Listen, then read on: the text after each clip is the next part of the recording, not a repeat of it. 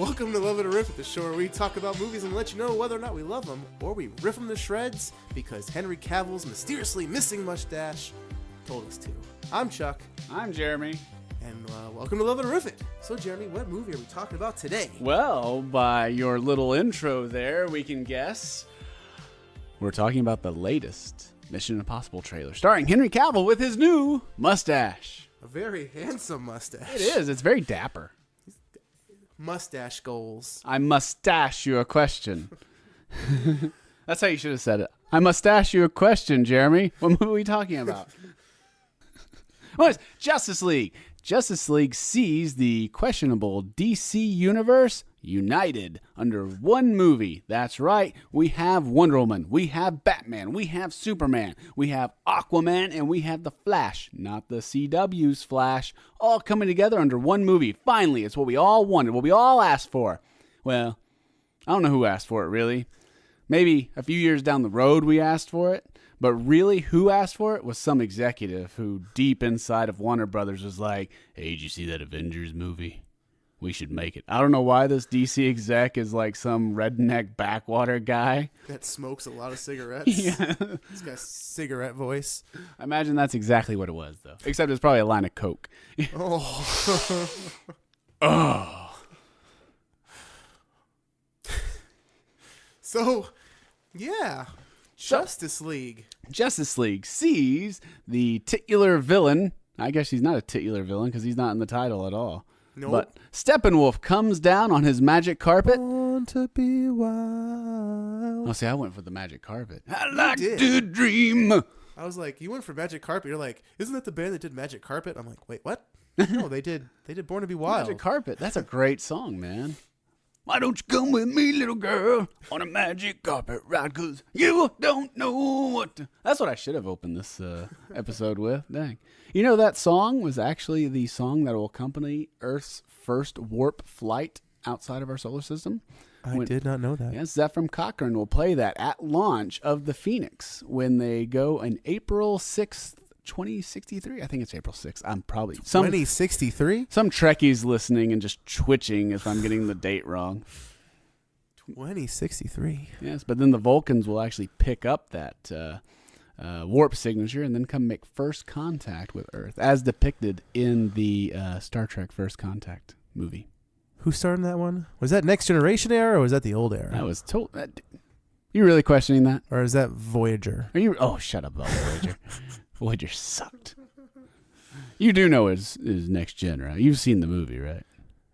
Yeah, seriously. What? Okay, which is the one? It's the Borg. Huh? It's the Borg. And he takes over. Patrick Stewart becomes one. No, that's from the episode. That's from Best of Both Worlds. But isn't there a movie where he does the same? It's kind of the same thing. No, the Borg take over the Enterprise, and he's fighting them on the ship. I thought there was one where he turned into a robot. That was in the episode. Best of Both Worlds. That was a two-parter episode of Next Generation. Oh man, was that epic? Huh. I feel like I saw it, but then again, it's all like all that era of time sort of blends together. That was okay. I don't know.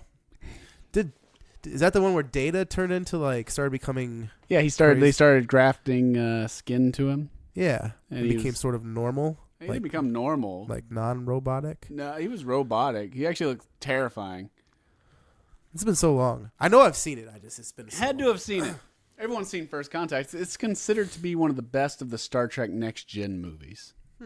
I probably have seen it just in not one of the best, probably the pushing best. Different it's hands Star down Trek the best episode, best movie of Next Gen. So is Next Gen better than the original as a cast? Why are we talking about Star Trek? That is a loaded question, sir.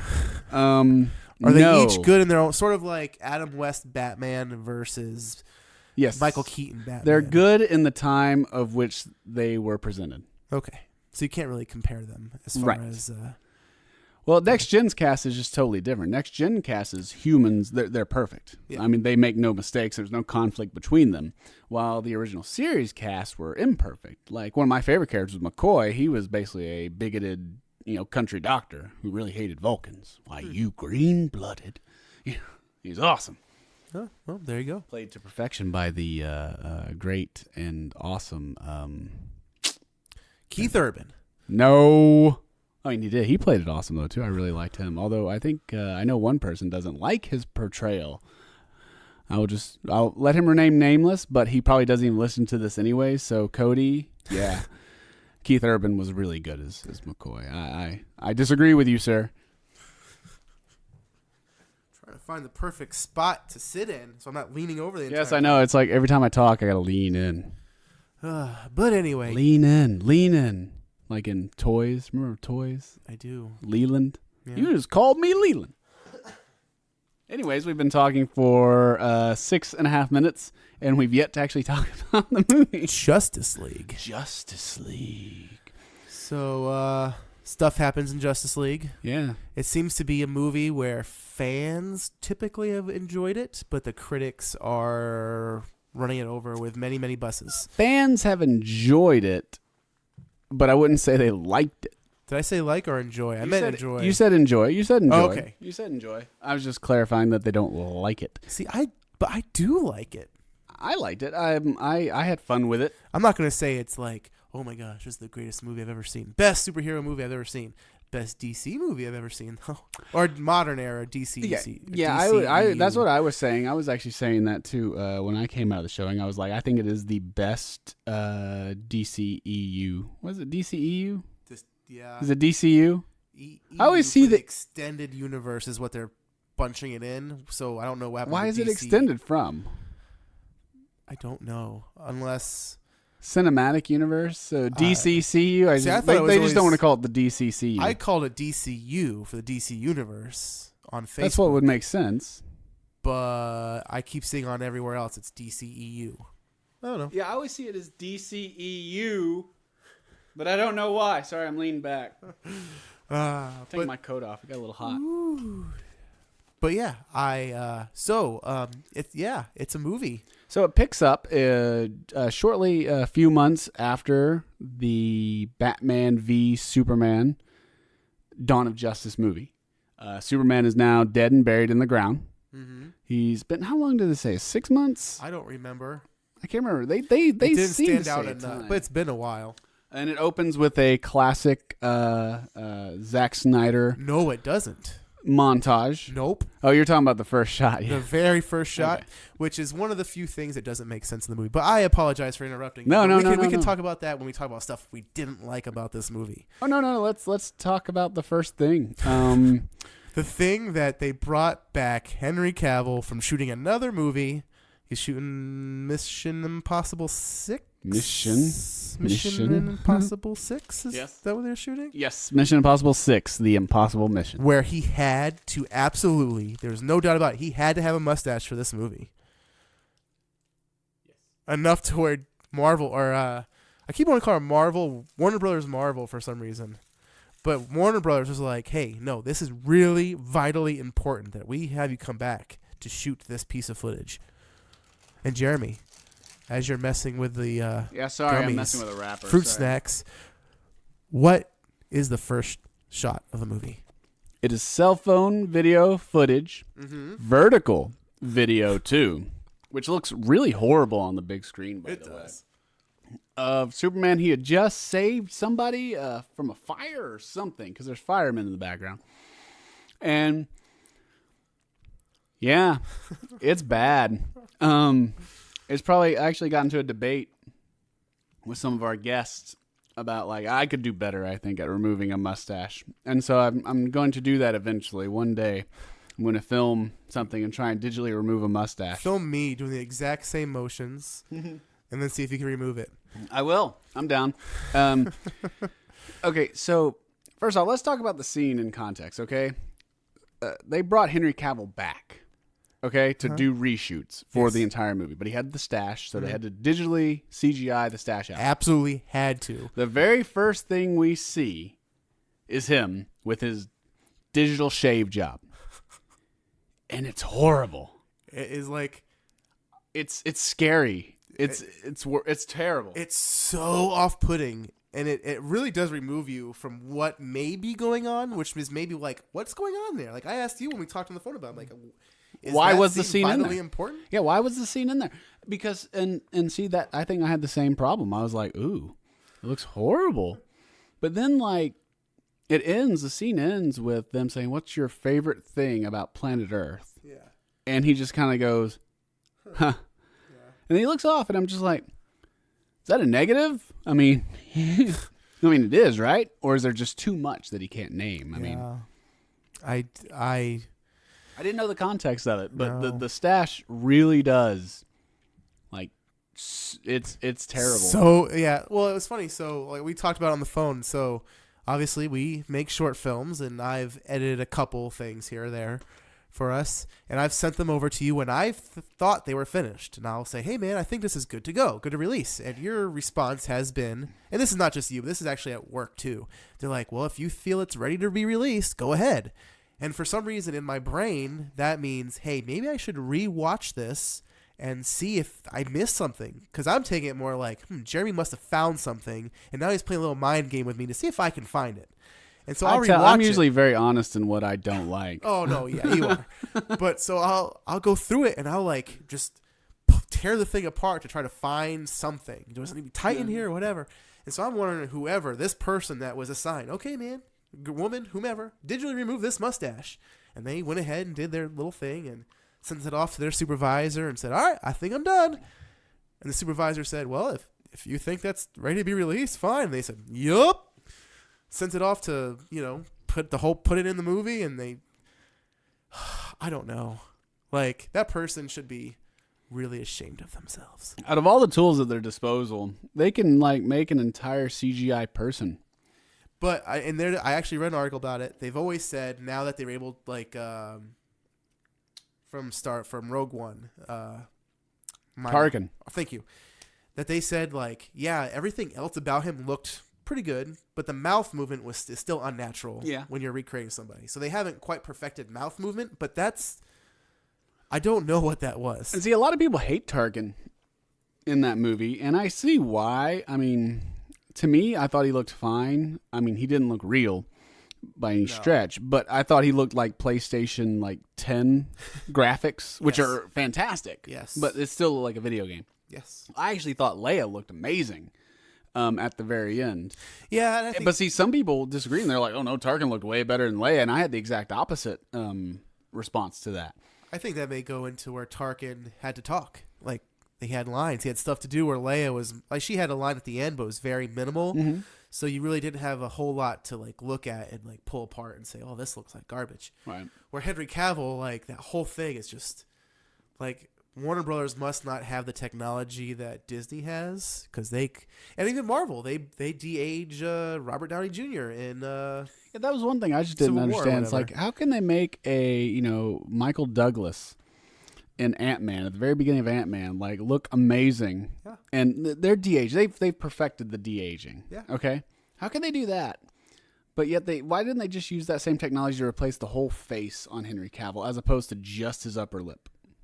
But the big question is, why even put it in the movie? There's a couple scenes like that in this movie. There's a few scenes that were required. I get that they were shot. Yeah, I just mean this particular. But that particular scene added nothing. And then right after that, it goes into the traditional Zack Snyder. We're opening this movie with a music video. Yep. That's sad and somber and setting the affair of the movie, which really does not go with the rest of the movie at all. Like, it's really like, man, why is this starting out so gloomy? Which I get, because they're setting up that, Superman's dead. But they did that at the end of Batman vs. Superman, though. We've already had that gloom when he dies, and you see the funerals and all that kind of stuff. This movie, like I said, there's definitely flaws in this movie. And a lot of people are tearing it apart. The plots, drive trucks through. Yeah, the plot is just, gaping holes everywhere. But it's still, at the end of the day, I left the theater enjoying it. And it's probably I don't remember the last movie I went to. Maybe Force Awakens. I think we saw Force Awakens together. Was there a applause at the end of Force Awakens that you can remember? Applause? An applause. Oh, an applause. Yeah. Oh, sorry. I thought you mispronounced pause. No, I'm sorry. I have some sinus issues. So yes. An applause. Yeah, there's people that clapped at Force Awakens. Okay. Yeah. We watched this movie separately, and so at my theater, at the end of it, I went to a matinee showing. There was everyone in the theater, not everyone, but there was a very audible applause. Like a good number of people were clapping at the end of it, which means they enjoyed it. Mm-hmm. Which, I mean, there's plot holes, but I think if you leave the movie and you enjoyed it, you can forgive some of that stuff, right? Yeah, well, yeah, absolutely. It's like my reaction to this movie was really weird. Because like in our movie, there was no applause. After it was over, there was no you went applause. to like the Thursday night showing. Well, yeah, it was a premiere. It was the first premiere, first showing, and there was no applause. And it was actually pointed out by a buddy of mine who went with us, Sean Cowan, who's been a guest on the show. Yes. Watch the Logan episode on YouTube. He actually pointed out the fact that he was like, that it's like with a Marvel movie, whenever there's the end of a Marvel movie, when you're leaving, there's an energy to it, to the audience. It's like everyone's talking, oh, this is that, and oh, that was cool, and this and that, and everything. And he pointed out, I was like, do you hear that with this? And it's like, yeah, you're right. It's a very quiet audience. Nobody was talking, except like, about, hey, what do you want to get dinner? You want to go to Charlie's? Or, no, let's go to Rafferty's. Oh, they're closed. Oh, no. And so, stuff like that. And it was interesting. But see, me and him, it's like we're usually on the same wavelength when it comes to movies. We pick movies apart and all that stuff. And he actually, it was so funny. He had a very, not neutral reaction, but a very neutral, a lukewarm reaction to the movie. He was like, it wasn't terrible, but it wasn't good. He goes, it wasn't great, is what he would say. It was okay. And that's my reaction to it for the most part. But like, immediately, I knew a few continuity errors in it. And I pointed one out about the mother box. And he started agreeing with me on that. And then I was like, yeah, but what can you do? Hold continuity errors against it? I mean, what can you do? And he was so shocked at my reaction to that because I'm like the biggest continuity person in the world. You are. I'm huge when it comes to continuity. I hate when they break continuity. And so I was just like, what can you do? And I think that my initial reaction was I enjoyed the movie. I had a lot of fun with it. But it's like you always feel like it's like when you're rooting for someone. It's like, I went into this movie hoping for it to succeed. I expected it not to. I thought it was going to be the biggest horrible film ever. You had very low expectations. I thought the trailers looked awful. I thought it looked muddy, with a CGI wall of fire behind everyone. Yep. And so I thought it looked terrible.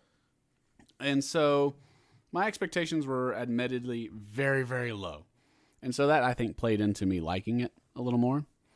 It couldn't get any worse. Like it couldn't do worse than your expectations. Yeah, but as far as holding the continuity against it or whatever, I think even I was like, I'm being lenient because they've been beaten on so hard. It's like, I don't want to kick a man when he's down, and WB's way down. Yeah. But that being said, though, I legitimately did enjoy the movie, especially the last act. I said this while I was in it, and I felt the banter between all the heroes as they were fighting. It felt like an episode of Justice League Unlimited. Yeah, it really did. Mm-hmm. I thought it played just like that, and like Wonder Woman had a great line when they were bantering back and forth. She goes, "I have children. I work with children." Yeah, and I was like, I could hear Wonder Woman from the cartoon saying that, and so that. Like I said, that brought me back to my early college years of, But yeah, so there's definitely stuff. There's scenes that make absolutely no sense, like the opening scene with Henry Cavill and the cell phone fit. It doesn't make any sense. It doesn't really play into any of the story. No. There's another scene that I've heard other people talk about where it's Lois Lane and Ma Kent sitting at the Daily Planet, and Ma Kent calls Lois thirsty. Yeah, that actually is funny. I didn't get it. I'll admit it. I didn't get it either. I didn't get it, and a lot of people laughed in our theater. So many people were like, I was like, oh, and laughing, and I actually leaned over to my friend Sean next to me, and I was like, all right, man, I'll admit I don't get that. What's that? And he goes, thirsty means for a woman who really wants, romance, but not romance. He didn't say that. He said it a little more. On the nose than I'm painting this, but I'm bringing it down to a PG-13. Yes, I'm just not hip with the lingo apparently, and so so that joke went right over my head. But see, the thing was, Amy Adams as Lois Lane is completely and utterly miscast.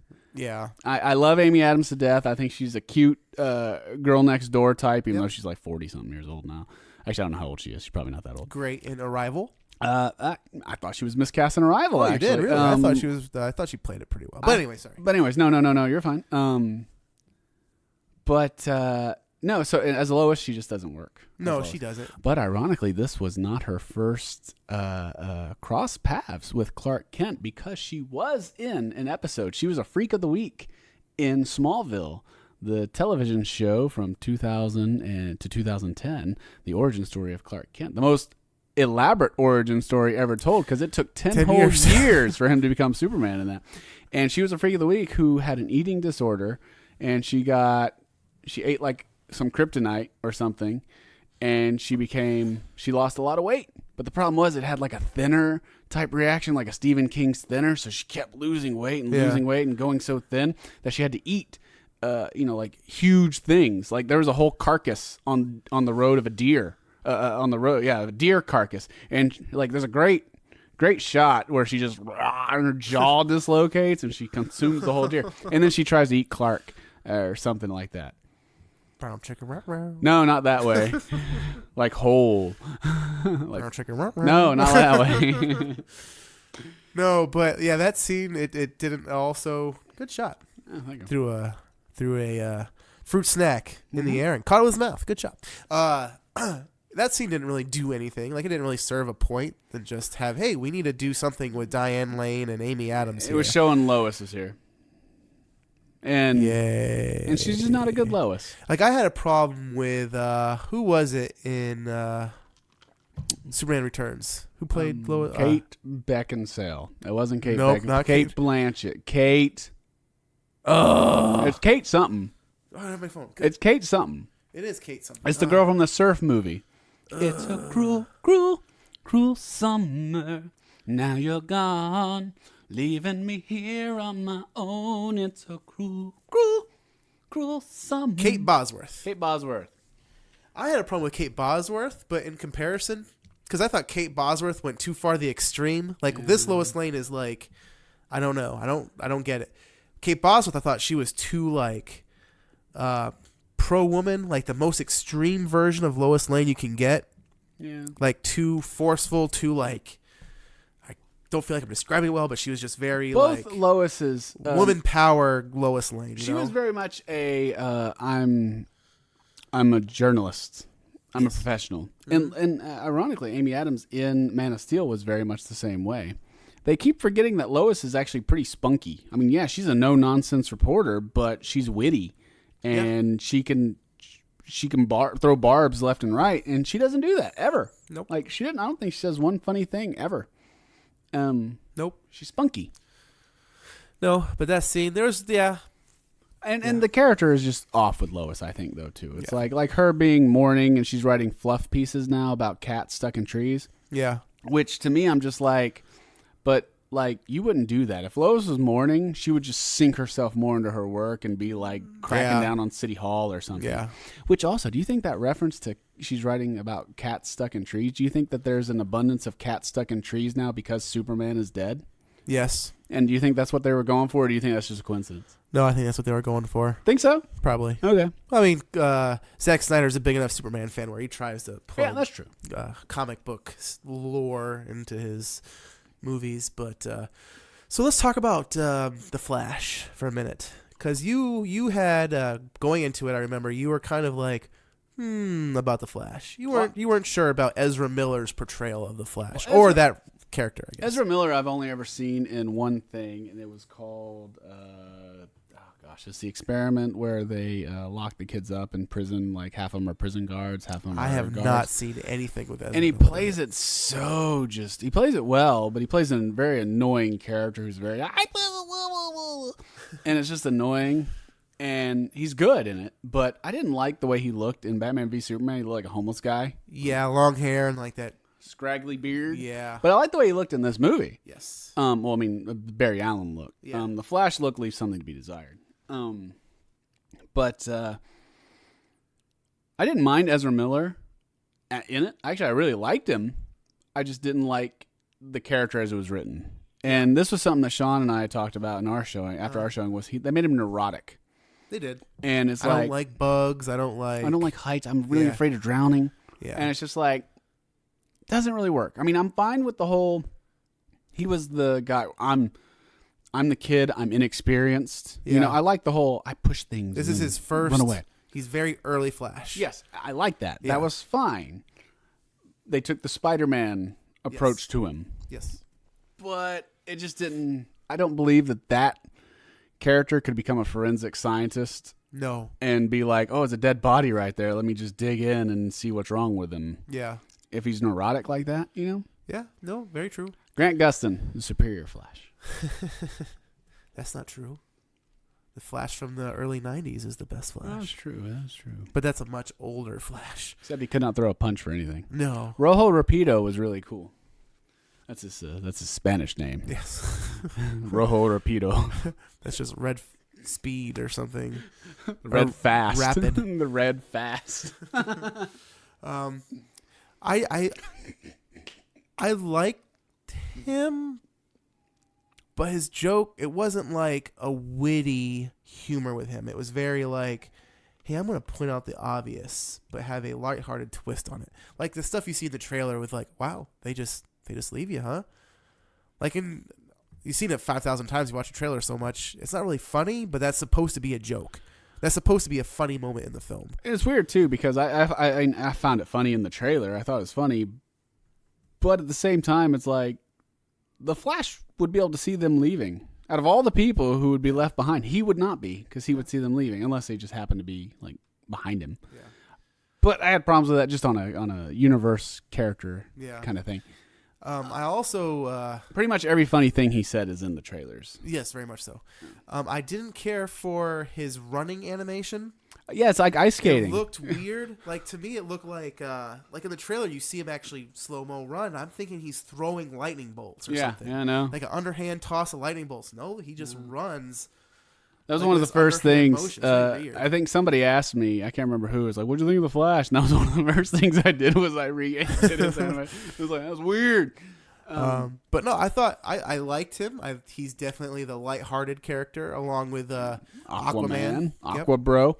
Actually, The Flash was involved with one of my favorite sequences of the entire movie, was him versus Superman. Let's get to that in a minute. Okay. We'll give people 30 minutes of spoiler-free action. We haven't spoiled anything yet. Spoiler, Henry Cavill. Well, that's not really a spoiler. So we're at 29 minutes and 10 seconds. So we'll just sit here silently for the next 50 seconds. We'll read you a story. But no, what were we going to say? You want to talk about Aquaman? Oh, yeah, talk about Aquaman. Jason Momoa. Yeah. I am a huge fan of Jason Momoa. I like him in pretty much everything he's in, which is very... Game of Thrones season 1 that I know. How him much from. is it really? and Conan the Barbarian, that movie sucked. And actually, I didn't like him in that, just because he wasn't Conan. But I do like Jason Momoa as a person. He seems kind of like a cool dude. Yeah. He seems like he could be a real jerk though, but like one of those jerks that like, I don't know. It's really hard to describe. A sports jock where he knows that he's really. He knows how cool he is. Yes, he does. Yeah. He knows. He's the big man on campus, you know? And so as Aquaman, it's like, yeah, sure. But see, again, every funny thing he said was in the trailer, except for one really great moment, which was totally probably in a reshoot with Whedon. Are you talking about in the Batcave? Yeah. I think okay. With the lasso. Yep. Cool. So we're at 30 minutes now. So now we're gonna go into spoiler territory. Yeah. Because Jeremy and I, we really both like the scene. And I will admit, I was kind of mad at you at first because we were talking on the phone and you're like, hey, man, this really cool scene with Superman. Probably the greatest shot in the entire movie. And you didn't give anything else away other than like the motion that Superman did. Yeah. But I'll let you go ahead and say what your favorite scene in the whole movie was. So when Superman comes back from the dead from a Frankenstein-like thing, by the way. Okay, I was so disappointed in his reemergence. So we all knew that Superman was coming back. Yes, that is not a spoiler. But we didn't know how. Yes. And the how is not... I could never have guessed in a million years that would be the how. Nope. The Justice League basically Frankenstein him back to life. Yeah. Which, it just, to me, it was like a continuity error or plot hole from the first movie. Mm-hmm. Or from Dawn of Justice. Just because the very last shot of the movie, the gravel or dirt starts to raise from the coffin. Yeah. And I'm like, oh, he's coming back to life right here. But I guess not. Yeah, that doesn't really play into anything else in this movie. That was a continuity error that I had pointed out, and another one that I pointed out too, or noticed. I shouldn't say I pointed out. I'm the one who pointed out.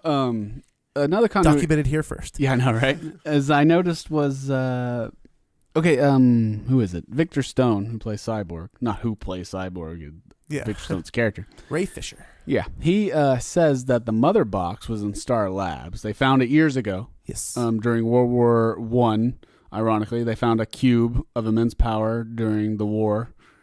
Isn't that weird? Yes. Which that means it happened during Wonder Woman. Yes. Just like another universe where they found a mystical cube during one of the great wars. World War II. World War II.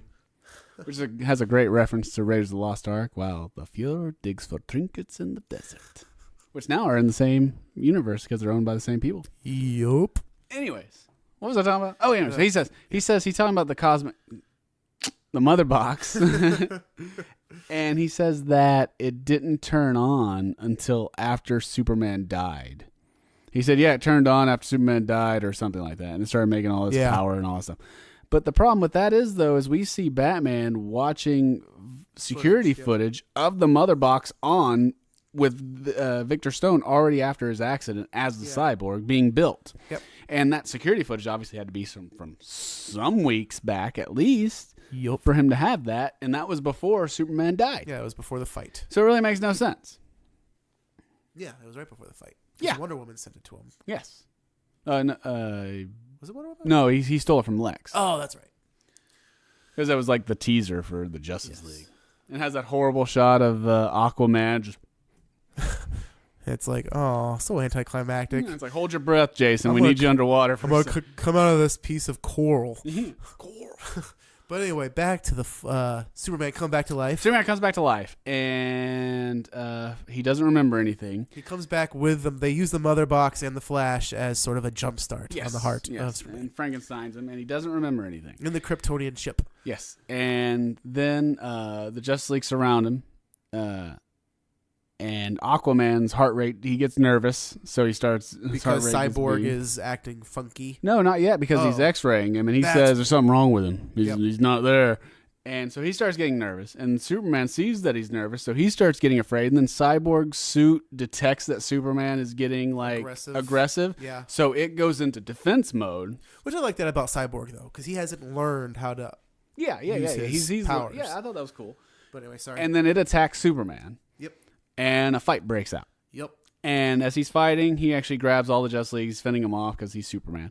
And then Flash decides to run for some reason to get behind him. And then he runs, and then everything goes into bullet time because it's frozen because Flash runs that fast. X-Men, Quicksilver-esque, but not nearly as funny. Later on, it is more like that, though, in the scene in the sewer. Yeah. But... And so as he's running, Superman does that, they're frozen, and the Superman just eyeball just looks to the right at him. Yeah, he starts tracking. Yeah. And then Flash has this great look of just, huh? And then Superman's head turns while everyone else is frozen. With the slyest grin on his face. And it's just frozen, and everything's frozen. And then you see that the fear just comes across Flash's face, and it just shows that Superman is as fast as the Flash. Yeah. And it's just a great moment. It was my favorite moment in the movie. Like you had point, like I said, you pointed out over the phone, and so when it happened, I was like, oh no, Jeremy's right. This is awesome. This is a cool little thing. It was cool. But I don't know if it's because Superman had just come back from the dead and he hadn't fully resurrected his powers yet or whatever, but he was a step behind the Flash during the fight. Because Flash was dodging every one of those hits. Punch. Yeah. And also, that was a weird moment, too, because the John Williams theme played right there, Very dark. And that, I will admit... I get it. When I get it to a point because I remember reading an article that I was gonna say Hans Zimmer, but Danny Elfman. Yes, I remember the interview. Themes from the Batman theme is throughout. The '89. That's theme. the new Batman. Ben Affleck Batman. Every time Ben Affleck Batman was doing something heroic, it was that theme showed up. And Danny Elfman actually was funny because he did that movie. I saw an interview with him afterwards, after the movie came out, and they asked him, "It's like, hey, you peppered this throughout. It's like the Batman theme or whatever. What made you use that theme?" And he goes, "There are no other Batman themes." And I was like, that's kind of a cocky thing to say. I mean, your theme's great. Don't get me wrong. It's the Batman theme I think of immediately. Yeah. But, I mean, 60s Batman was way before you. I mean, it's iconic. Yeah. It makes me wonder, is the Ben Affleck Batman an older version of Michael Keaton's Batman? I tell you what, this is taking, 20 steps back. The first scene we see in the movie of actual Batman in Gotham and everything, I want a movie of that.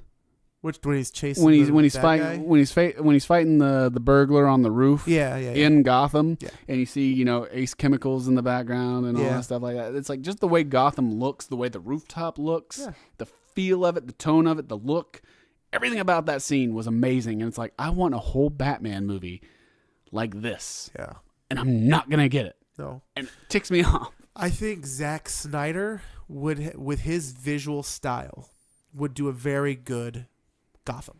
I think he would have made a great single standalone Batman movie. If you put a good writer in there, he could could pull off Gotham really well. Batman movie with the style of Watchmen. He can't do Superman. Just Batman? Yeah. It'd be amazing. Yeah, I agree. If he would have directed a Batman movie, it'd have been epic. But you're going to get Matt Reeves. And I love Matt Reeves. For now, until he decides to leave. I love Matt Reeves as a director, but he's not as stylized as Zack Snyder. No. And so that worries me. I like the style. And it's not going to be tied into the cinematic universe, so it may not even have the look of Zack Snyder stuff. Is it not, though? That's what they've said thus far. I don't know how they mean that. It's very confusing. Also, they're supposedly doing 2 Joker films, one with Jared Leto and one not with Jared Leto or something. Warner Brothers is making mistakes. They're just making stuff up. They're just talking. I did like that Justice League was 2 hours long. It was 2 hours and 1 minute, and it could have been longer. It could have been It longer. should have been longer. But that was one of the studio mandates. Yeah. Was that it needs to be less than 2 hours. Which, I mean, it's get it. You're going to take your tent, the tent pole, the flagship one that it's that'd be like saying Thanos, the new Infinity War, Avengers Infinity War movie come out. It's hey, make it less than 2 hours. Well, they can start doing 2 of them. But part 1 and part 2. Both of those are going to be 2.5 hours long. Yeah. I mean, Civil War was 2.5 hours long. Batman v Superman should not have been 3 hours long. It should not have been. This should have been a 2 hour long movie. But the extended cut is better in that movie. Oh, it is. But sort of. It moves. Jenna Malone is Justice still League wasted. Moves, which is the thing. There is parts, and Sean, he's made a lot of good points. Every time Lois Lane came on screen, it grinded to a halt. It did. But there's so many good moments in this movie that I'm willing to make those moments I'm fine. Lois Lane could be in the movie if I get more of Flash saving the family that we see throughout the movie. This Russian family that they're hiding from the parademons, and then they finally get out. Their car breaks down. Flash comes and is pushing their cart, and then Superman, who's now resurrected, comes back to fight Steppenwolf and all the bad guys. As you said, he hears the civilians, takes off, leaves the Justice League minus the Flash to fend themselves off, which they're losing the battle, and then he just flies beside Flash. He's like, slowpoke, and you see he just pans over to the right, and you see he's carrying an entire apartment complex in speed with the Flash, who's pushing a truck. Yeah, just great stuff. It was fabulous.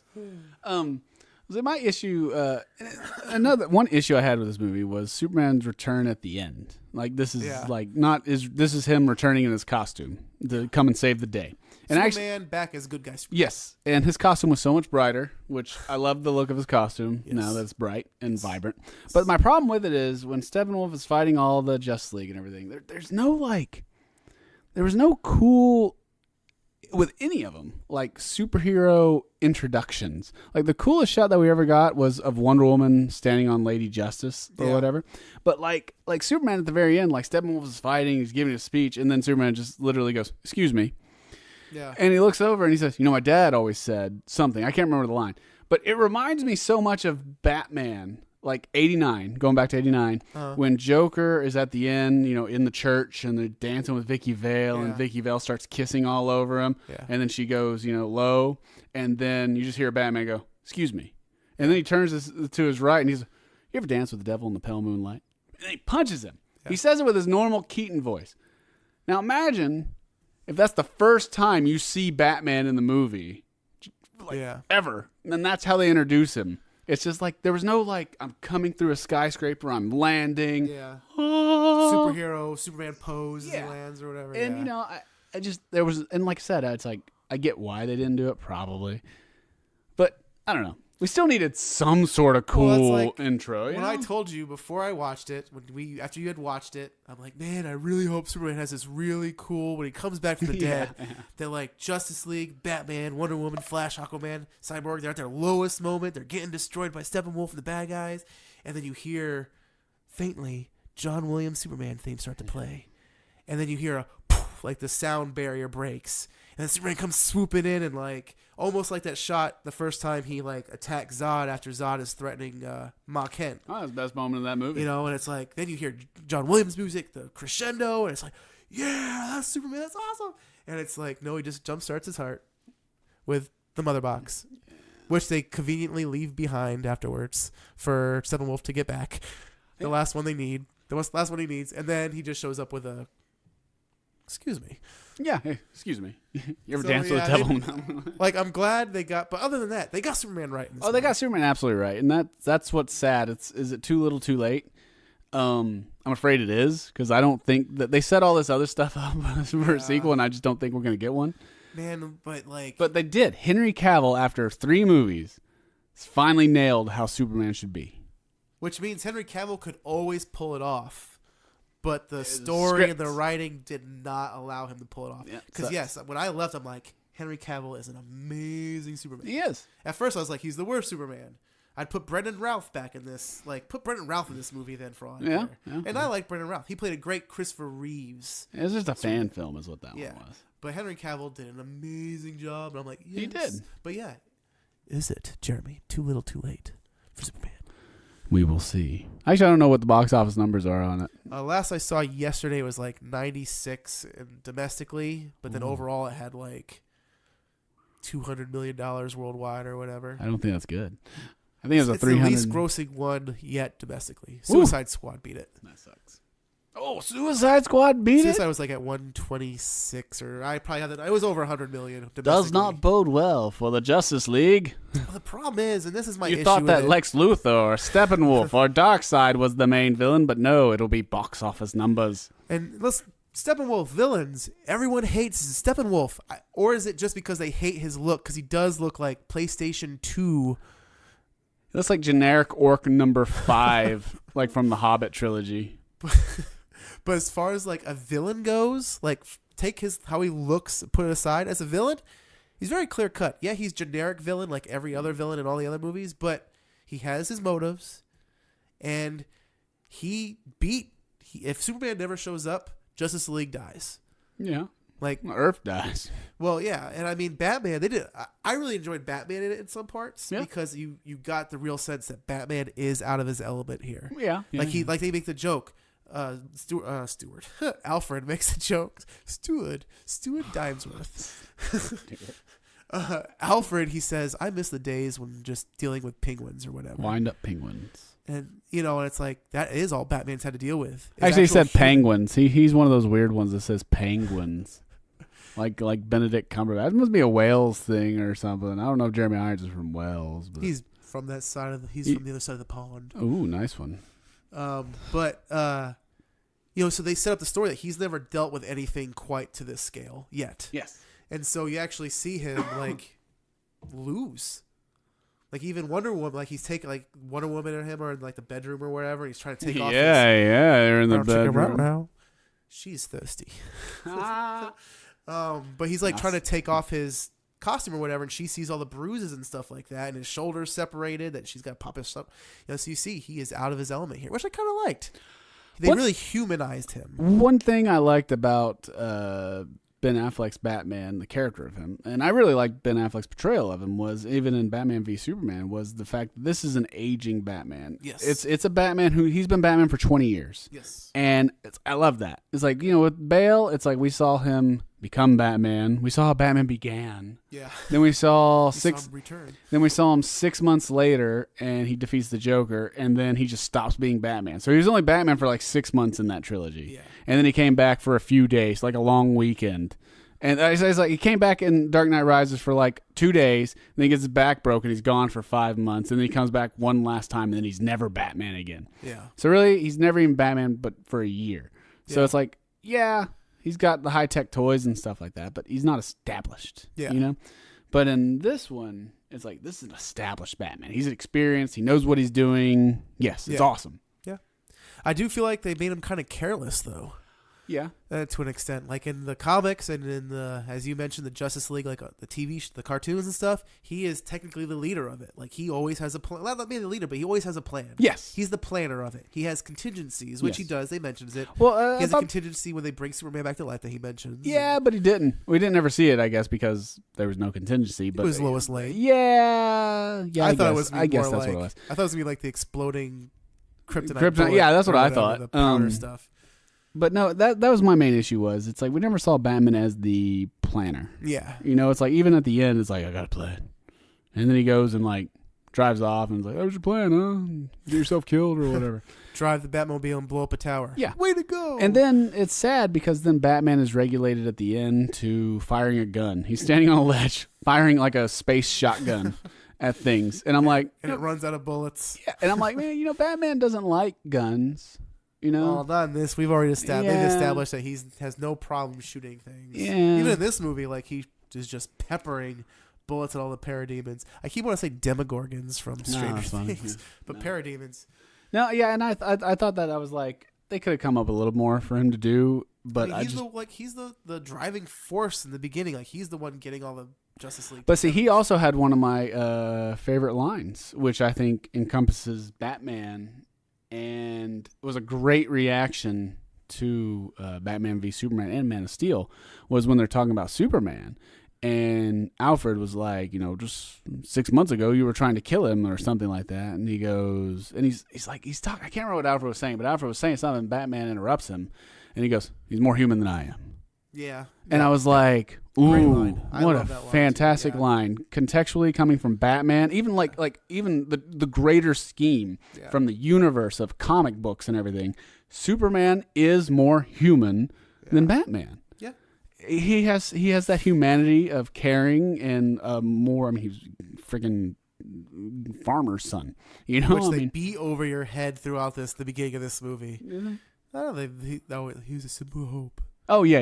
Oh yeah. In this world, but no, I loved that, and I thought that was a great character moment for Batman. I also like that Wonder Woman or someone after Superman comes back from the dead, and he's bad Superman, and he notices Batman. When Batman shows up, he's like, "You," and he picks him up, and he throws him first into the cop car or whatever, and he picks him up like in the air, flying or whatever.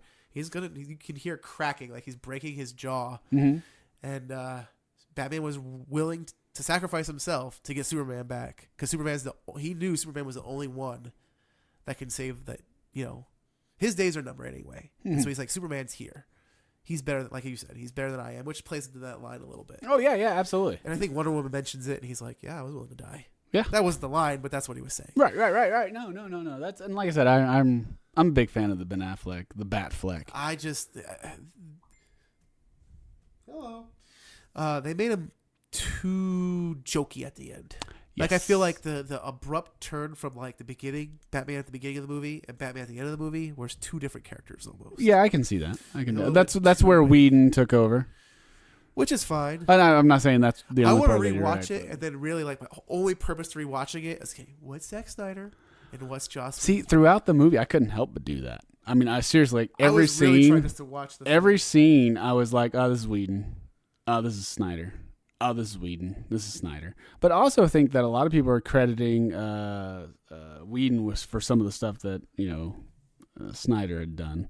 Like, you can always tell when Superman was reshot because he has a CGI upper lip. So we always know that when Superman has CGI upper lip, that's Whedon. It looks better at some shots than they do it. The first after credit sequence, that's Whedon. Yeah. But, I mean, we're in spoilers.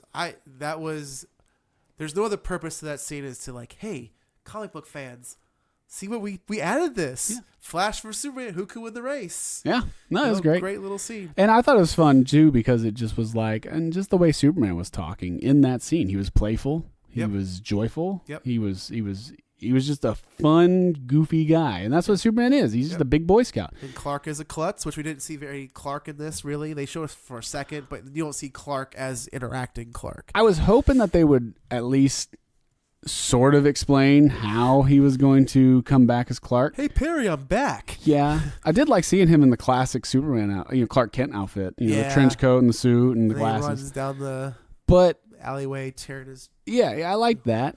I don't know. No, but Superman, like we said, Superman was right. They got it right. Yes, they did. I think all the characters, save for Flash and Aquaman, even though I liked their characters. This Aquaman isn't the comic book Aquaman, I don't feel like. No. He's too bro-y. He is very bro-y. But he's he's still good. It's just not if you want like comic him. book Aquaman.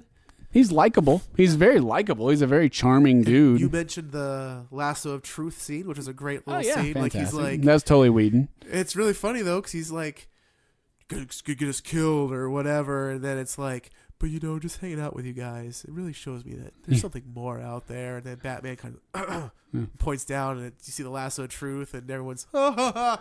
You could see a freeze frame, and everyone just sort of pointing and laughing at each other. The best way to describe this movie, and I read it somewhere, was it's a movie that looks like a Zack Snyder film, but sounds like a Joss Whedon film. Yeah, and it really does. Yeah. It really does. Yeah. It's a weird marriage. It's a great experiment in filmmaking, I think, but it's a weird marriage, and I don't mind it. I think Joss Whedon. I like Joss Whedon, but he's kind of let me down. He let me down big with Age of Ultron. Yeah, the Long Weekend of Ultron, and so he let me down with that movie. And I get what he was doing, but it's just kind of like, well, it doesn't help for repeated viewings. Yeah. That's another movie. I haven't watched it again. That's another review. The whole thing with Hawkeye, it's just like, let's spend 30 minutes setting up this guy's death, and then, oh, look, it's misdirection. Yeah, that's great, and I get it, but I don't want to watch this again. Yeah.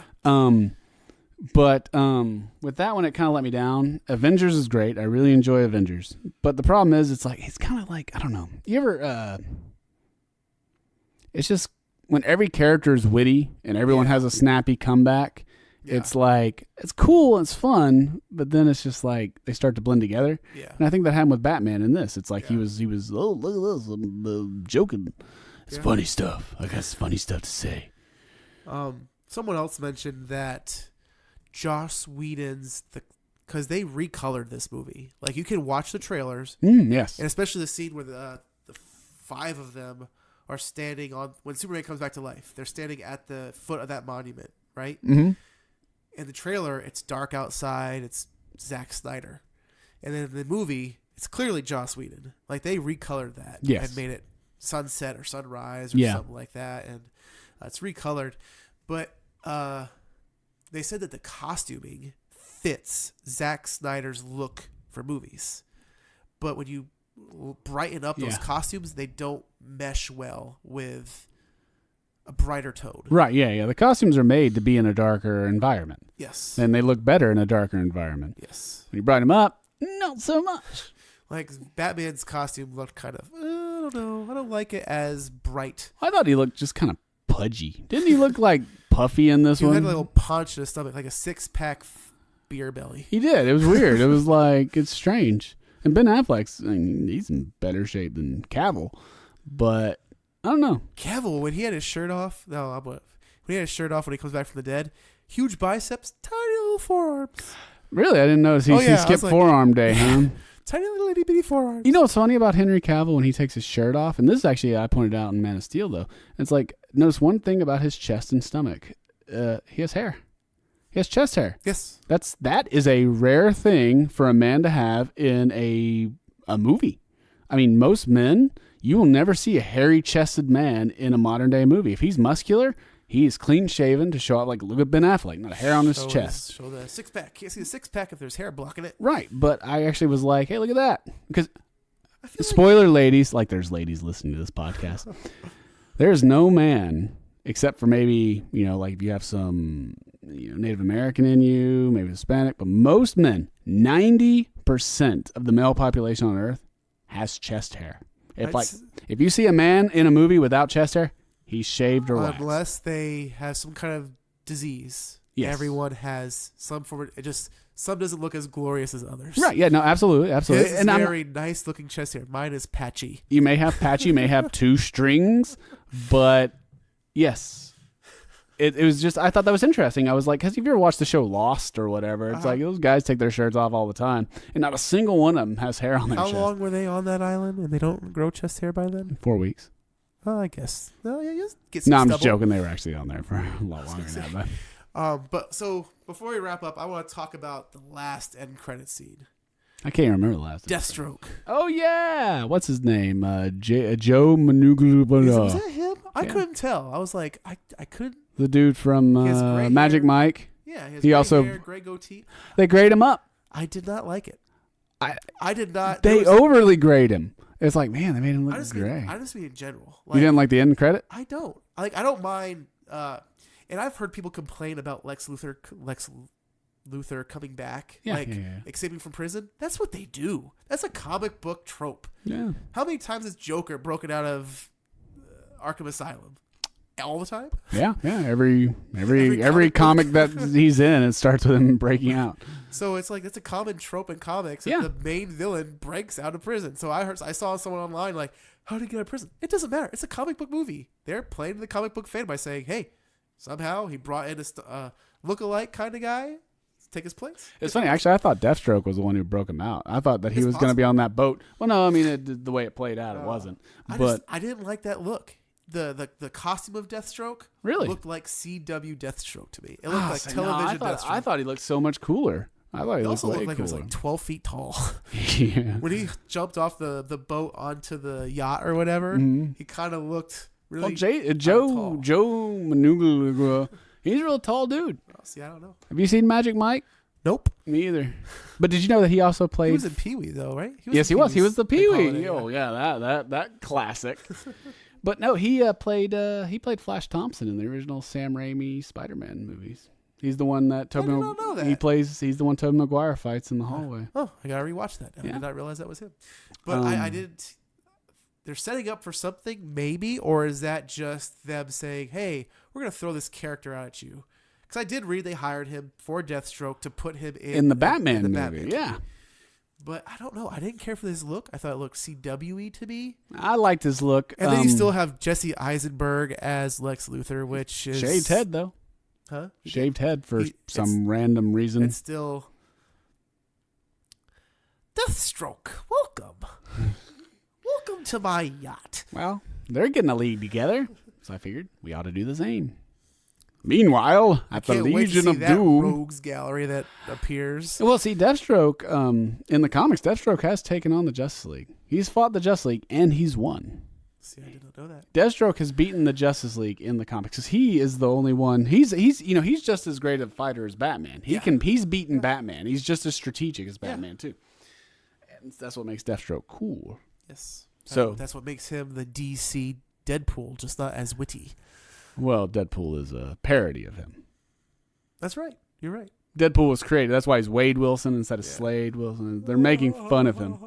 Which I don't know how they got away with that legally, but I guess because they're like, it's parody. Not tangent. They played the new Deadpool trailer. Oh, yeah? The Bob Ross trailer before this movie. And we didn't get that. There's kids in the theater, and I've seen the Deadpool trailer. And I'm like, oh my gosh. That's funny. What? How edited is this going to be? Because, I mean, he's not like filthy in what he's watched on YouTube or whatever, but still pretty mature jokes. Yeah. I mean, it's called getting wet on wet. Oh, yeah. And no, it is highly edited for the PG-13 audience that's there. I was like, oh, I'm kind of uncomfortable watching this around all these children. Yeah, I haven't. It'd be funny to see the censored version. Oh, it's censored.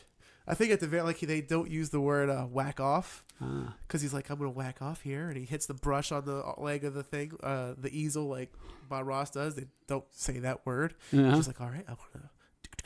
Bob Ross always said, "Beat the devil out of it." Yeah. But no. So yeah, Superman was right. Gotten right. Superman he was right. all powerful.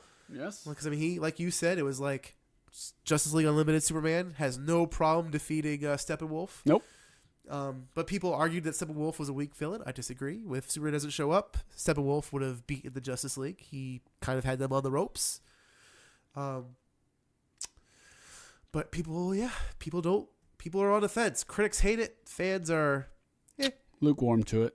But I will say I thoroughly enjoyed it, and the applause that it got at the end of the movie, I think it was more like, DC, this is not bad. Yeah. It's not great, but good job. You get a gold star. I think that I give it like a little head nod and a little, Little pew pew. good job. So, Jeremy, let's give it a score. What is your score for... Or do we just want to go back to loving it or riffing it? Because we're kind of mediocre with this one. We're riffing it, but we're loving it. I gave it a score of 6.75. Yeah. It's a solid score. It's a good movie. It's fun. Is it a step in the right direction for you, or is it still a back step? Because a lot of people say it's a back step from Wonder Woman. Well, see, Wonder Woman, I really enjoyed the first time I saw it, and then I rewatched it recently, and I found it to be dull and really bad. Like, it was really shocking because I really enjoyed it in the theater. I was like, oh, man, this is great. But then you on rewatch, like I said, my opinion of it changed dramatically. I was like, man, I was just sitting there and I was dull. Oh, I wasn't dull. I'm actually very entertaining, but I was bored. And so it was just kind of like, man. And to me, I found this movie to be way more fun than that. Yeah. Maybe if you rewatch it, it won't be much like Wonder Woman. Right. Maybe. That's actually one thing. That's like, I really enjoyed Thor Ragnarok. But I'm curious to see how well it holds up on a rewatch. Yeah, I gave it a score of 7, just because I always seem to score a little bit higher than you on stuff. Well, it's funny because Sean, we were talking about when we were out or whatever. I was talking about, and I was actually almost more not defending it, but like I said, he was very surprised that I wasn't just picking it apart. And I was like, because I found it fun. It was good. It was fun. Yeah. And he goes, well, I'm going to give it a 7. I was like, a 7? You know, that's a high score right there. And he goes, is it? And I'm like, yeah. And so I gave it a 6.75. Out of principle. Yeah. Just to undercut him. But no, I mean, I think, like I said, movies suck nowadays. Let's just be honest. Movies used to be awesome. They used to make great movies. The big box office stuff, I think it's safe. It's safe. The big box office stuff is safe. That's what it is. It's like every other weekend there's a superhero movie coming out, and I love superheroes, but when that's the only big movies that we're looking forward to each year, that's problematic. And it gets old. The formula is stale. Yeah. Even though I love superhero movies. Yeah, I definitely agree. I'm not looking forward to Black Panther. Just because of that. Now, I don't know anything about the character Black Panther other than what was in Civil War. Mm-hmm. But I just still feel like it doesn't matter. They're on a different location, but it's going to be the same superhero movie as the others. I can see that. I am excited for Black Panther. I am. But I do feel that it's going to be... it's not going to break the mold in any stretch. No. It's not. And then the fact, actually, one big issue I have with it is the bad guy has another Black Panther suit. Yeah. And so they're fighting, but like there's this weird electronic like sheen, I guess, on them. Yeah, like it's like purple, and then the other one's like orange. Yeah. And that's the only way to tell them apart. And like when I'm seeing it, I'm just like, it looks like 2 CGI like people fighting. And that bothers me. I'm like, it looks muddled. Yeah. And I hate when my CGI looks muddled. When you have 2 CGI characters on a CGI background standing on a CGI platform, it looks muddled. It's got to look better than Justice League, though. Because Justice League, the green screen didn't look great. Yeah. It looks, hey, that's definitely a green screen there. Yeah, they dropped the ball. They dropped the ball. We're on the same pages. I think so. I don't know where they're going to go from here.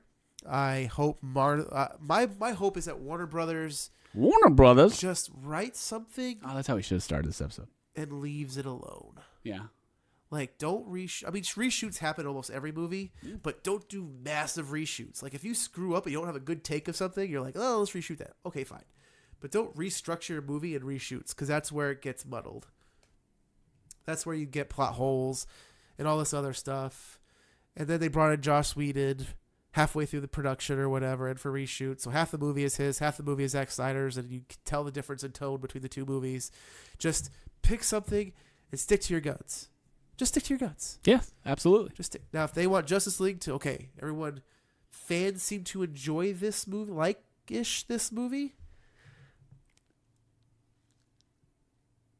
Seem to like this movie, then okay, go this route. Don't change anything. Like, I don't think they have anything really in production other than the Batman right now, right? Like Flash, they kind of put on hold. Aquaman is still getting figured out. I know they have the director. Isn't it James Wan doing it? Aquaman? Yeah, who's doing Aquaman? I think you're right. And James then- Wan's a weird pick, but And who is doing? What is David F. Sandberg doing? He's doing a superhero he's movie. Captain Marvel. Oh, that's right. Although actually it's Shazam. Yeah. The hero's name is Wait a minute, Captain no, Marvel. Captain Marvel is Marvel's now. Captain Marvel is Shazam. It's stupid. It's dumb. I don't want to get into it. So I guess that's kind of it. But nothing I don't think is actually being shot at the moment, being filmed. So now is the time for them to say, oh, look, let's stick with the tone of Justice League. Get rid of Zack Snyder if you want to. If you don't like his tone of his movie, bring Joss Whedon in if you like him a little bit better because he's lighthearted. And just stick to it. Don't keep changing it. That's my hope for Warner Brothers, but I don't have high hopes for it. They're going to keep retreading, and every time someone complains about it, they're going to do a reshoot. Yeah, they're so focused on chasing the tail of Marvel that they're not trying to forge their own path. Like I think, who was it? I don't know. I may be stealing this from something, but I think it's interesting. You know, it's like with Marvel, you can point to Kevin Feige. With Yes. with Star Wars, you can point to Kathleen Kennedy. Yes. With DC, who's the runner? The buck stops here. Yes, type of there's person. no person who's taking the charge. Yeah. And that sucks. Yeah. And that's what they need. And they don't have that showrunner, so to speak. And they need one. But anyway, so Jeremy and I are on the same page. We both We liked it. We didn't love it. We didn't hate it. It's a fun little film. Go watch it if you have the chance, or if you are one of the many that bought a movie pass. But anyway, that's it for this episode of Love It or Riff It Justice League. I'm Chuck. I'm Jeremy. And we will see you next time. Or listen to you next time. Yeah. What do you say? We hear you next time. They'll hear us. We'll talk to you later. TTYL. TTYL. TTYL. Radio.